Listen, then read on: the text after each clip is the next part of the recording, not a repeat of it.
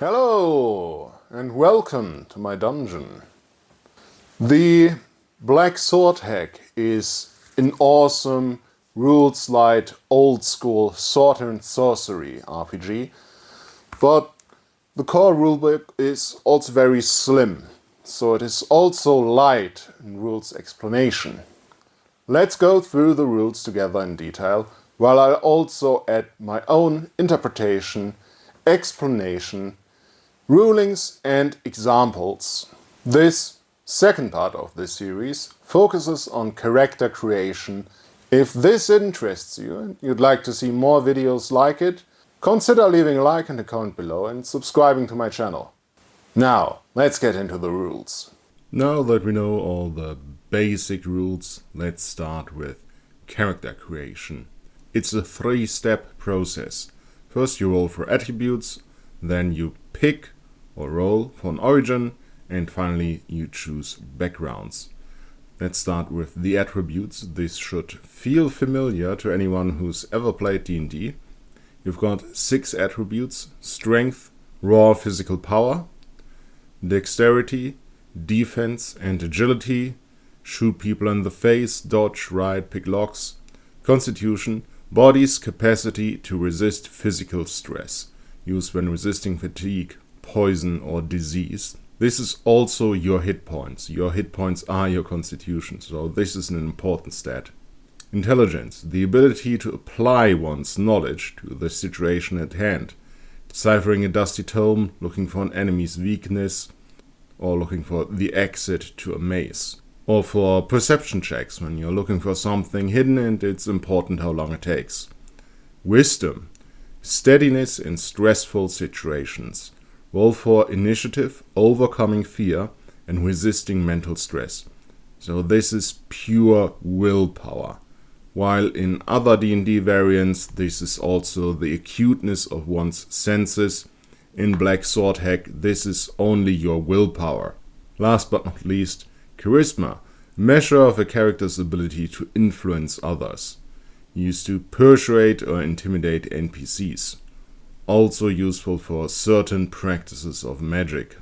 To make up your attributes, you roll 2d6 for each attribute in order and note down its score using the table below. In case you're wondering, the formula for this table is 7 plus 2d6 divided by 2 rounded down. And with this, we come to a character's origin. You pick one of the following origins: barbarian, civilized, or decadent. These words are used loosely, like in a pulp novel. A barbarian hero may value honor and courage, but might easily succumb to violence and superstition. You pick one of these 3 origins, the one you are in the mood for, and then you roll a d20 on this table to determine the circumstance of your character's birth. For example, a barbarian might have been born in a slave camp. This doesn't tell you if he was born to a slave or to one of the overseers or the detailed circumstances of the birth, but it's a starting point for your character's background. He might also have been born aboard a longship filled with northern raiders, meaning he was most likely not a northern raider himself. They wouldn't have taken a pregnant woman to go raiding. Or if you're of civilized origin, you might have been born in the city's worst slum, or in the dilapidated manor of your ruined family. Stats-wise, none of these origins have any influence on your character, but it's good to know where your character came from, to know who he is now. From here we go to backgrounds. You can pick 3 backgrounds. 2 must be from your origin, so barbarian, civilized or decadent. And 1 you can pick freely from all 3 backgrounds. You can only take 1 background that has the unique tag. So that's berserker, inventor and assassin. And these backgrounds will tell you a bit more about who your character is, but these also have definite influence on what your character can do, they give you special abilities. For example, the chieftain, you can use strength instead of charisma when trying to intimidate someone, and you also get +1 strength. Another example is assassin. Your first attack against an unaware target is an automatic hit that deals damage equal to your dexterity score, and you get +1 dexterity. In here you also find magic backgrounds like the warlock. You have a pact with 2 demons, +1 charisma. It's highly advantageous to create characters together as a group during session 0, because during session 0 you also build the world. And some choices about characters' origins and characters' background might determine aspects of the world you're building together, or maybe your GM has a few ideas that might prohibit you to pick certain backgrounds, especially backgrounds related to magic. Now here's where world building comes into it. Some of these backgrounds are only available if a certain kind of magic exists in your world. The inventor background, you know how to build 2 scientific marvels, only makes sense in a world that has the weird science magic background. Or the warlock magic background only works in a world where demons exist, and so on. When choosing these backgrounds, it makes sense to have a look at the attributes you've rolled and then find a good combination. If you've got a character with very high dexterity, for example, the assassin background will make good use of that.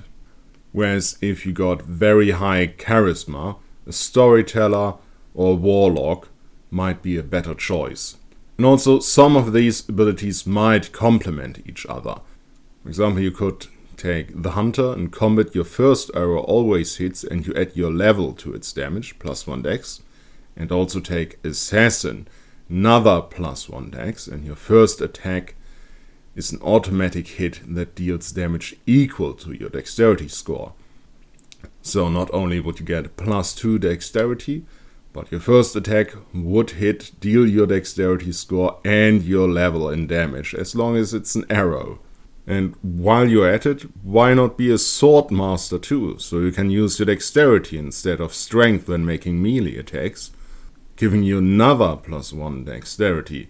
Thus you're a master of the bow and the blade, deadly in the first round of an ambush.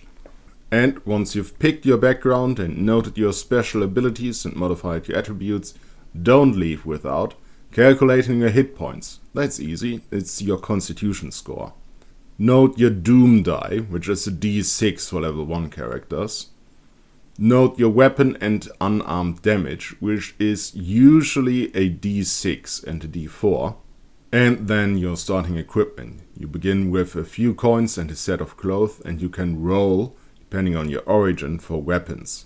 And you roll 2d10s on the table on page 29. That's this table. So you might get a bone bow, a warhammer, something of this. All of these do d6. If they are two-handed, they do d6 with advantage. But if you roll a 0, one of your rolls, you get 1 weapon less. So it's completely possible to start the game without any weapons. Then you have to improvise and pick up the first club and rock you find on the ground.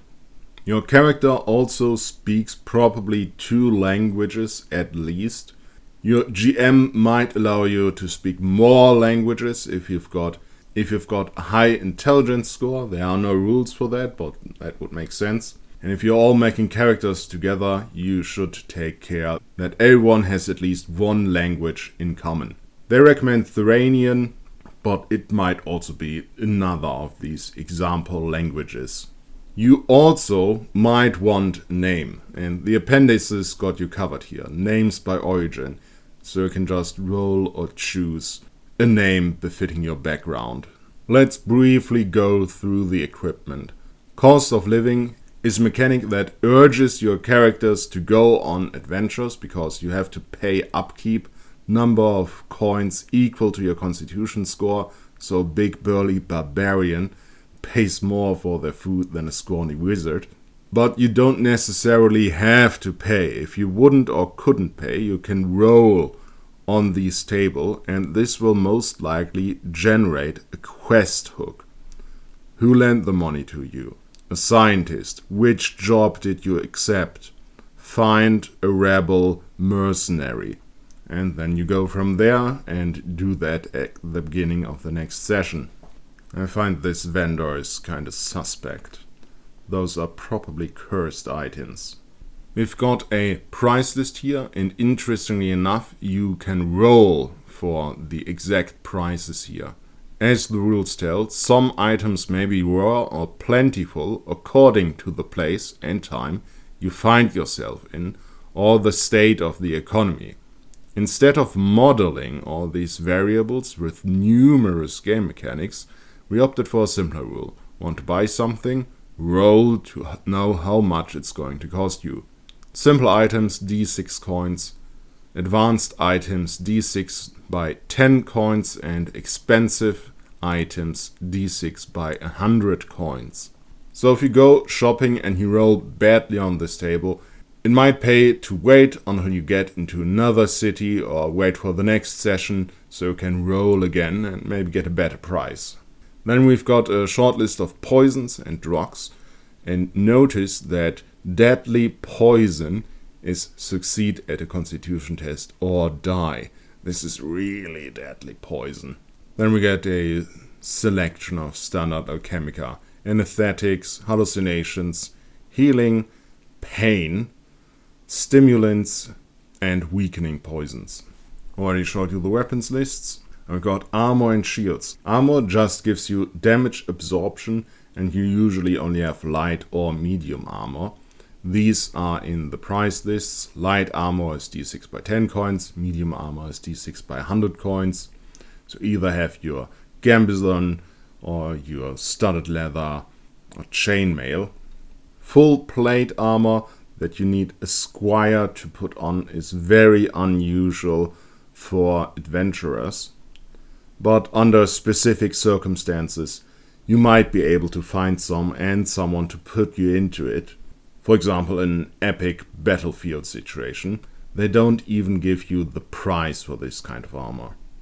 And finally, shields, advantage when rolling to parry. I'd say that's a simple weapon, D6 by 10 coins. During your adventures, you get experience. Each time a character survives an adventure, they gain a story. Write down the title of the adventure on your character sheet, or make one up, like Thonga against the giant spiders. Characters gain a level once they have a number of stories equal to their current level. Maximum level is 10. So just survive 2 adventures to go to level 2, but then 3 adventures to 3, 4 adventures to 4, and so on. So your advancement slows down as the campaign progresses. If you think this leveling process is too slow, you can run a faster paced campaign. Just consider each session as a chapter from a character's story, and give each chapter a title and proceed as above. Now, this does not actually change the rules on when you level up. This only changes the interpretation of what a story is. This is the difference between a collection of short stories, which traditional sword and sorcery often is, or an epic fantasy book like Lord of the Rings. If you're playing through an epic campaign where an adventure takes 3, 5, 10, 20 sessions to complete, you should give out these chapters between sessions so that characters can eventually level up, because one adventure will just take too long and you would never level up. But fundamentally the same mechanic. And at the levels 3, 5, 7 and 9 you gain a gift. These gifts come from the powers of balance, chaos or lore.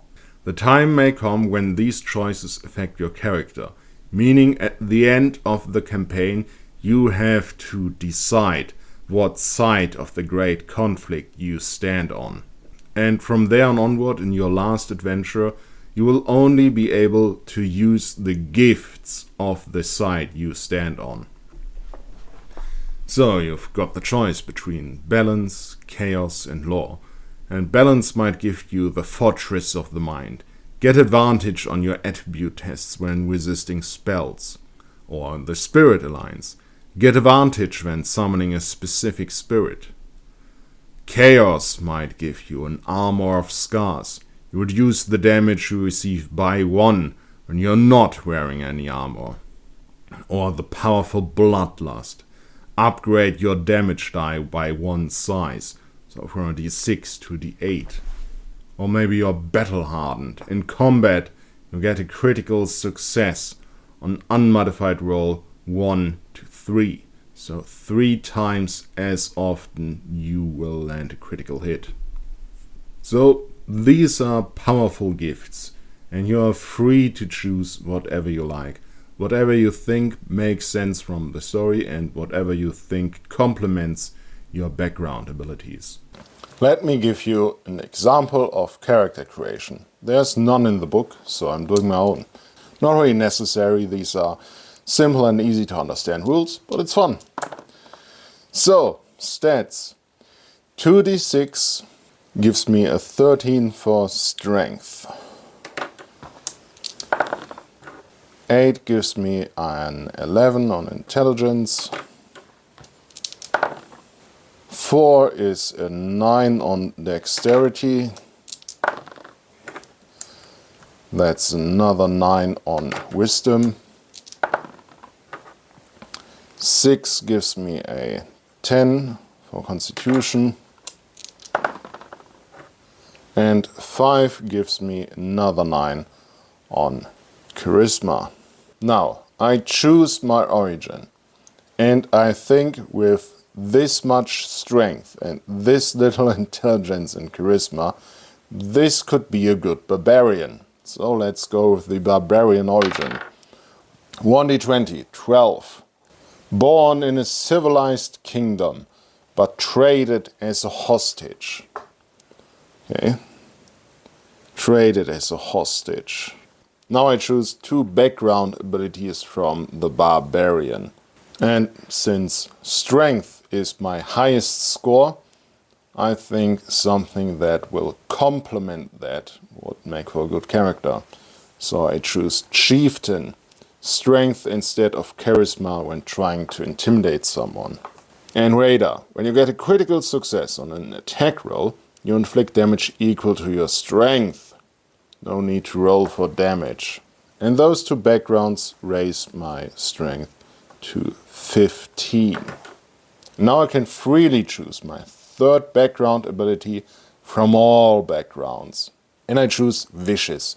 Your weapon damage die is now d8. d6 unarmed, plus 1 strength. So now this character is a very dangerous fighter in close combat. And I should probably pick up a shield to be able to block arrows with my shield. But let's finish up this character. Hit points equal to my constitution score, so not great. Doom die, d6. Weapon and unarmed damage, d8 and d6. That's very good. Let's roll on the weapon table. I roll 2 times for barbarian weapons. So I get a 4. That's a hunting knife. And I also get a 2, a chakram. A chakram. Interesting. As a barbarian, I also get 25 coins. Maybe I'll be able to afford a shield. Shield is d6 times 10 coins. 50 coins. Can't afford a shield. Maybe I can get some light armor. No. Well, I think you get the gist of it. It's a bit random to determine what you can actually afford for starting equipment. But I'm sure I can kill someone quickly enough with my vicious attack and just steal all of their stuff. Let's come up with the name of this character using the table in the appendix. Let's throw a dagger onto this page. Bilisuma. So this gives me Bilisuma, the barbarian, vicious close combat fighter with his hunting knife and his chakram. This finishes today's video of character creation. I wish thee safe travels, dreamers, until we shall meet again.